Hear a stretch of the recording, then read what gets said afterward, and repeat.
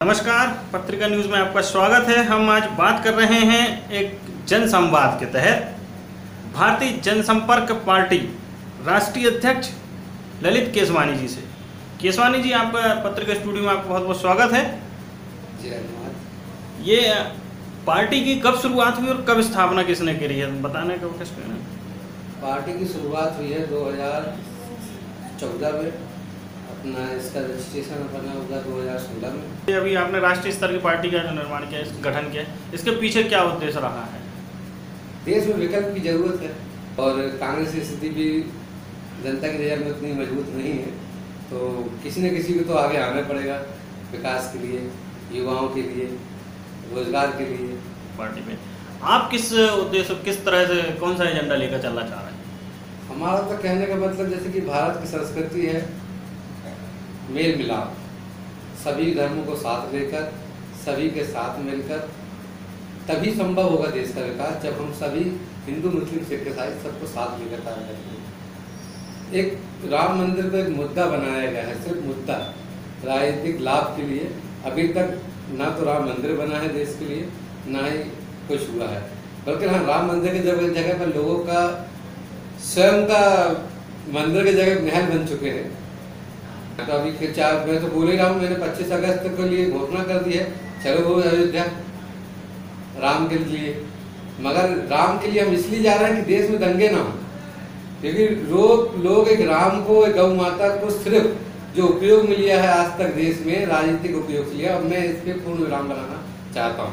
कर्ज माफी को लेकर जो तुष्टिकरण होगा नया किसान होगा, वो ठीक है आर्थिक स्थिति को देखते हुए?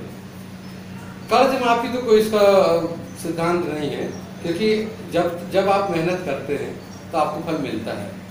और रही कर्ज माफी की, तो कर्ज माफी कोई इसका उद्देश्य नहीं है। किसी भी सरकार को यह अधिकार भी नहीं है कि वो कर्ज माफी करे, क्योंकि लोग पर्याप्त मात्रा में अपना सुखी है। किसान मेरे हिसाब से तो सुखी है ना, क्योंकि आज जिसके पास 10 एकड़ जमीन है वो खुद का मालिक है, उसके पास ट्रैक्टर है, हर चीज़ की सुविधा है। और रही आंदोलन की बात, तो कुछ आंदोलन जरूरी है, और क्योंकि जो फायदा मिलना चाहिए किसानों को वो मिल रहा है भाजपा के किसानों को।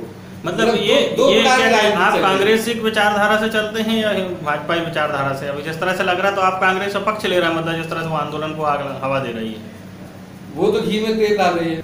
तो वो आंदोलन ठीक है, किसान का आंदोलन किसान क्यों कर रहा है? किसान इसलिए नहीं कर रहा कि अपनी मांगों के लिए। किसानों को गोलियां लगी हुई है, उनमें उनकी पारिवारिक क्षति हुई है, वो उसको लेकर भड़के हुए, ना ही कि सरकार के किसी प्रकार सरकार के खिलाफ भड़के हुए।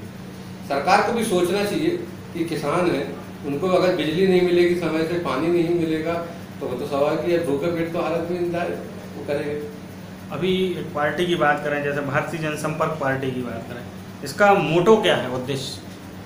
इसका उद्देश्य है पहले जनहित, समाज हित, राष्ट्र हित। मतलब जब जनता का हित होगा तो समाज का हित होगा। तो चुनाव लड़ने की तैयारी है आगामी 2018 में? जो जितने चुनाव 2018 में तो मेरा चुनाव लड़ना तय है।